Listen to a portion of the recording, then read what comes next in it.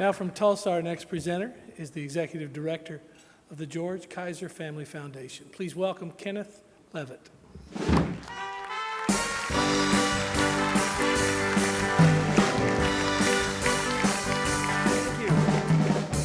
Well, I've witnessed Justice Tom Colbert dancing. He was jumping up and down, clapping his hands with a huge smile on his face. Who were his dancing partners? 3-year-old children at the Educare Early Childhood Center in Tulsa, Oklahoma. And the music, a rousing Itsy Bitsy Spider. Now, the distinguished justice was joyful, in a very happy place. But he was really on the field for a greater fight, the fight for equality for all. And that thread ties together the life of Justice Colbert, commitment to the American ideal of equal opportunity, whether as a soldier in the Army, a Chicago school teacher, or an advocate for children. Justice Colbert has always understood the larger mission, the struggle on behalf of those who had little and to make change, especially where the law could help realize our American ideals. He asked his grandfather, a janitor in Sepulpa in the hot summer of 1958, why do we have to eat outside in the car? Why can't we eat at the soda fountain like everyone else? His grandfather that day soothed young Tom and said, well, there's a lady and a man trying to fix that. That lady was Claire Luper, who waged the battle to integrate the Oklahoma City lunch counters, and that man, Dr. Martin Luther King. That exchange with his grandfather affected the future lawyer and justice. Strong and faraway forces could cause unfairness and great pain.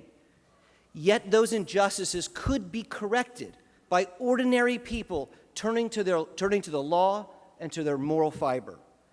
Chief Justice Colbert, a dedicated and agile high jumper as a young man, built a similar career in the law.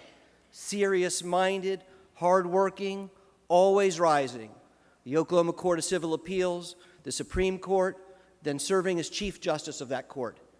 But Justice Colbert, in the words of his staff attorney, Kate Dodu, never forgets from where he came, never fails to reach out and help somebody else with a hand up, and to treat all with respect, whether it's the courtroom lawyer, the office intern, or the courthouse custodian. What else could we want from our courts or from the American law itself? Justice Colbert.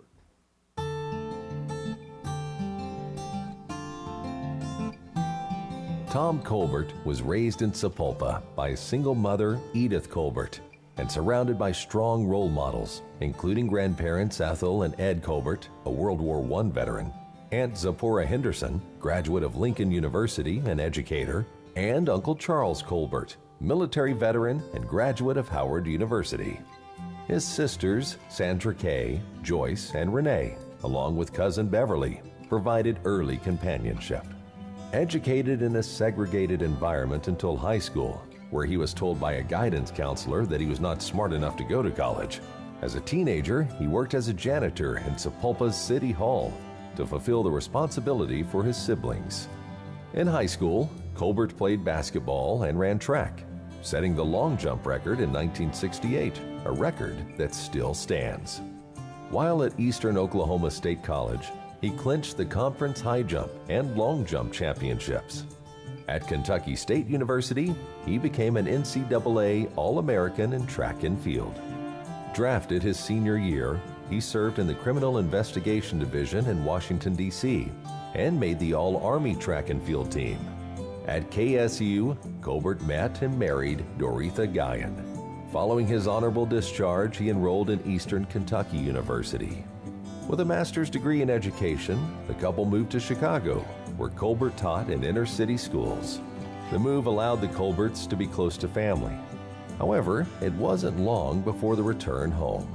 Colbert earned his Juris Doctorate from the University of Oklahoma School of Law before accepting the position of Assistant Dean of Law at Marquette University. Back in Oklahoma, he served as Assistant District Attorney, Assistant General Counsel at the Department of Human Services, and entered private practice before being appointed by Governor Frank Keating to the Oklahoma Court of Civil Appeals. Colbert became the first African American appointed to that court. Just 4 years later, he was appointed by Governor Brad Henry to the Supreme Court for the state of Oklahoma. On November 4th, 2004, Judge Tom Colbert became Justice Tom Colbert, the first African American Oklahoma Supreme Court Justice. With his wife, Dr. Doretha Colbert, by his side, Justice Colbert thanked the many family and friends who attended the historic occasion, including cousin Beverly Anderson and longtime friend and basketball great Marcus Haynes. In 2011, Justice Colbert became the first African American Vice Chief Justice, followed by the first African American Chief Justice in 2013. He has shared his passion for law with many, including United States Supreme Court Justices Sandra Day O'Connor and Sonia Sotomayor, and was honored to welcome President Barack Obama on his visit to Oklahoma. He takes great pride in the achievement of others, celebrating Carlos Chappelle's election as the first African American presiding judge in the Tulsa Judicial District, and the preservation of legal greats in the Oklahoma Judicial Center. He shares his time with the next generation, speaking to students about his profession and honoring those participating in the Oklahoma Bar Association's Law Day contest.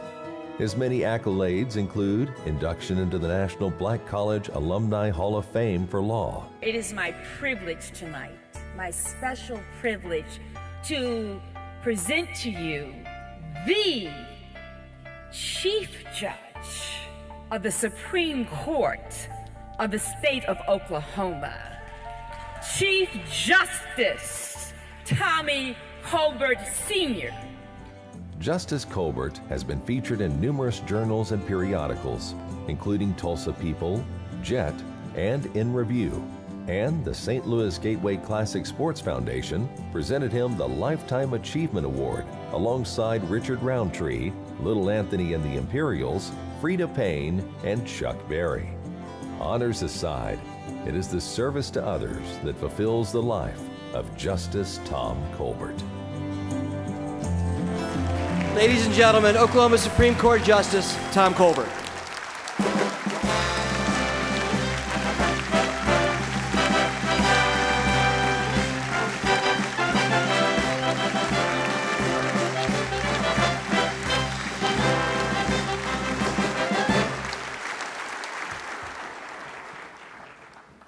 To the Oklahoma Hall of Fame, I am truly humble and thankful that you have selected me to receive this most prestigious award. I want to congratulate my fellow inductees, and Ken, thank you for such a gracious and wonderful introduction. My ability tonight to accept this award is due to the courage and sacrifice of so many great individuals, some who paid the ultimate price, throughout this country who helped to change the cultural fabric of this nation. I want to thank Mr. Gene Rainbow, Judge Keith Rapp, and Reggie Whitting for nominating me for this prestigious award, along with support of Judge Goodman, Governor Walters, Justice Watt, who is retiring next month, and my brother, you will be missed.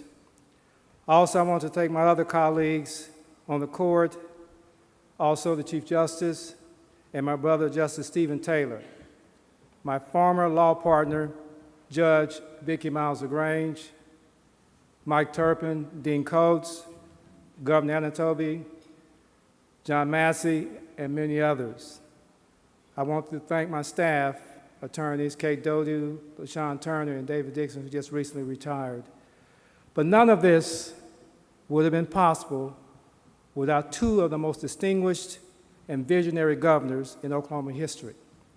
These two great leaders truly believe that Oklahoma particularly felt that the judiciary should reflect the people it serves. Governor Keating and Governor Henry, thank you for making this day possible for me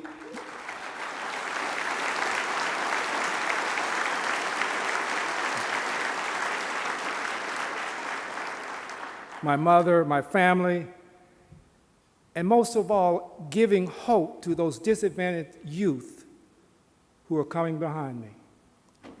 I also want to thank my lovely wife, who has been with me throughout this journey. She is a brilliant educator who has spent her whole career educating those children with special needs and those disadvantaged children who have been left behind. On November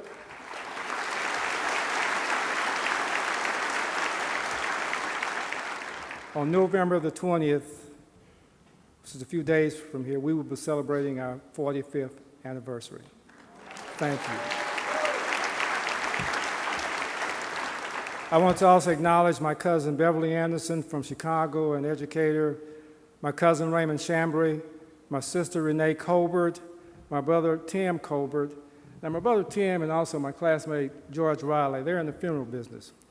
And I told them, if you ever come to Oklahoma City and you want to see me, whatever you do, do not park that dadgum hearse in my home, okay? Keep going down I-35 and honk.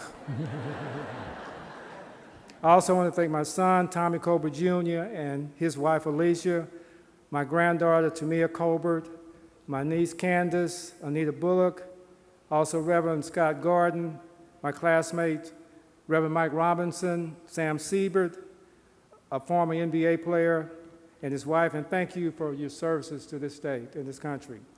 In concluding, I also am honored to accept this award tonight on behalf of my grandfather, my grandmothers, and my Aunt Sephora, who are all looking down this evening with amazement. And most of all, my mother, who's a very special lady who's here tonight, who back in 1949 was carrying her first child, and that was me. She was living in Sapulpa, a town with only a white hospital that did not admit blacks. But my mother was determined that I would receive the best health care. And when it was time for her to deliver me, she got on the Greyhound bus, traveled 100 and some miles from Sapulpa, Oklahoma to Oklahoma City to the Oklahoma Memorial State Hospital. And in December of 1949, I was born right down the street from the state capitol where Ada Lloyd Scipio Fisher had fought long and hard against the court that had the honor that I'm serving on as Justice of the Oklahoma Supreme Court today. And that same year, opening the doors of the University of Oklahoma that we both attended. My mother, Edith Colbert, has celebrated her 92nd birthday, and I'm going to ask her to stand. She's in the back there.